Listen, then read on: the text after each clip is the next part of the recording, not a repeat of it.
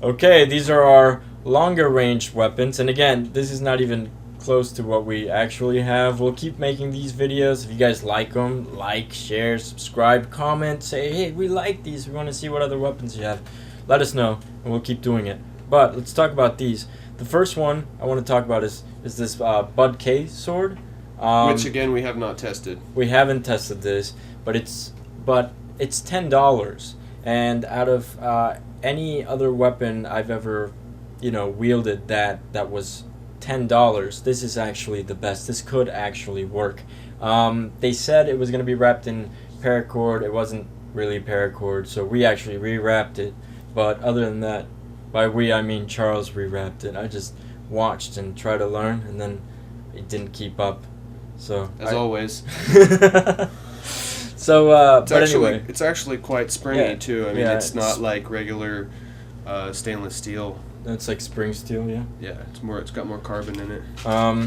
So this is a good buy, if you don't have a lot of money and you want to have something that'll probably kill a zombie. Like I said, we haven't tested it. We will. And if you want us to test it, comment, let us know. But good for the money.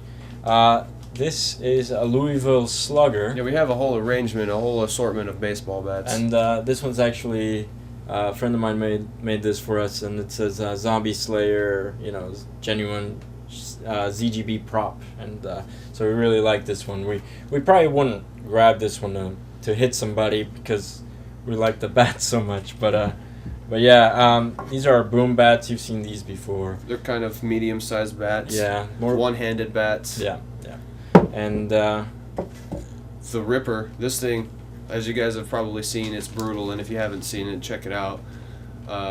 It is insane. But it's usually not going to be the first thing I go for unless we keep it like right next to the door, which there's like all of these weapons have at one point been like right next to the door, so like we cycle through them, like I don't know, it's weird. Right. It's weird how it happens. It's like it's like one of those spinny wheels. Yeah, anyway. Anyway, so but what's cool about this thing is like it's the only modded bat I've ever liked. All of the other modded bats have sucked, and that's like nails or studs or they're just terrible. You might as well just have a bat. But this is the only modded bat we've tested that actually gave you better results than just a bat. I have a friend actually who builds crazy things, and he's trying to one-up this baseball bat with a maybe giving away his secret, but he wants to use a bigger blade, and it's going to be a diamond blade, so it's not going to have teeth. It's going to be more like a blade, and I don't know how it's going to work out, but I guess we will see. And we also have someone else sending us this crazy baseball bat with a axe head in it. Oh yeah. Yeah, we did this radio interview the other day, and he straight up wanted to send this to us. So yeah, so that's gonna be cool, and something that's to look forward to. That's Monty and the Mongooses. Yeah, check them out. Blog Talk Radio, is that what it's called? I think so. It was a few days ago. Anyway, Monty on. and the Mongooses. Yeah, good people. This is one of my favorite weapons. It is insane. Just a huge, Morning Star. It's heavy. Mace thing. It's basically a bunch of railroad spikes welded together into this huge spiked ball thing. It's insane, intense. We have not tested it yet. Yeah, a fan of ours made that. It's pretty amazing. He also made this. Humongous. This thing is really heavy too. That's wicked. And the blades are actually like, I don't know, it's like 45 degrees. You really shouldn't go over The 30. The edge. But of the yeah, blade. the edge of the blade. But these are like 45, which is almost like a bludgeoning blade. Well, It's something this heavy, I don't think it has to be sharp. Well, sharp. I mean, it's yeah. not necessarily heavy. I mean, this thing actually, in comparison, is about the same weight, and it's much smaller, as you can see. But this thing, it's by the time you actually make contact, usually it's going to be moving so fast and with so much force, it doesn't matter if it's right. You sharp actually or don't. blunt. You don't even have to swing it that hard because there's so much weight to it. You just let the weight do the kind of work. the same concept behind a lot of medieval weapons. Yeah. A lot of them were not sharp at all because people wore armor back then, and there's no point in having a sharp blade if you can't Right. cut through armor. And it was better to injure them. Instead of kill them, so it's Right. more of a drag on Of their course. society. Since we're talking about zombies, I mean, all of these weapons, if it can't get into the head, then they're worthless. Yeah, you know? most zombies don't wear body armor unless you encounter Most. a group of SWAT zombies. They're biker zombies. All right, so yeah, helmets. Right. Anyway, so this is the Cold Steel Warrior katana. You've seen it tested many times. It's pretty amazing. This is Charles's katana. You saw this one in the first episode, well, the first katana episode on Zombie Go Boom. They're both really, really amazing katanas, and we've dealt with a lot of good ones and a lot of crappy ones, and these are very good. Charles made this one. Yeah, this was kind of like an experiment. I'm not fully finished with it yet. It's a truck spring, an old truck spring. It's really tough to bend.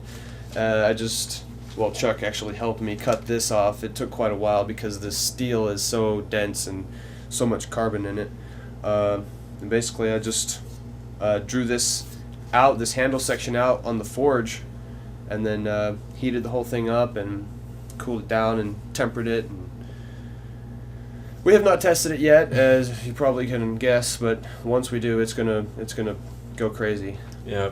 It's going This to make one some is blood fly. fan made. Yeah, this one a fan and it's made really cool. and sent to us. We haven't tested it out yet. Their version of a Chinese war sword. We're also going to be getting the Chinese war sword from Cold Steel, so we'll be able to test that as well. Yeah, we'll do a little comparison video maybe. But I don't think the Cold Steel one has this awesome hook on it right here. No, but I bet you it's thinner. And Yeah, this would probably be better against fighting other like The rogue thing- survivors. this thing's pretty cool for zombies, but it's really blade heavy. I mean, it's not bad actually.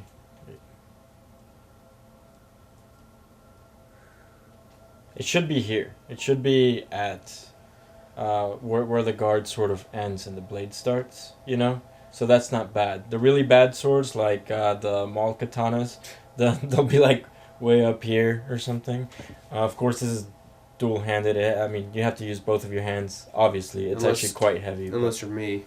Unless you're Charles, then you can use your, I could ears. just put my pinky in that hole and sling it around my head. No. No. But, Rip no, my I can't wait to pinky see off.